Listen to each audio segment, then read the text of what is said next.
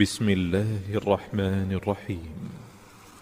والنجم إذا هوى ما ضل صاحبكم وما غوى وما ينطق عن الهوى إن هو إلا وحي يوحى علمه شديد القوى ذو مرة فاستوى وهو بالأفق الأعلى ثم دنا فتدلى فكان قاب قوسين أو أدنى فأوحى إلى عبده ما أوحى ما كذب الفؤاد ما رأى أفتمارونه على ما يرى ولقد رآه نزلة أخرى عند سدرة المنتهى عندها جنة المأوى.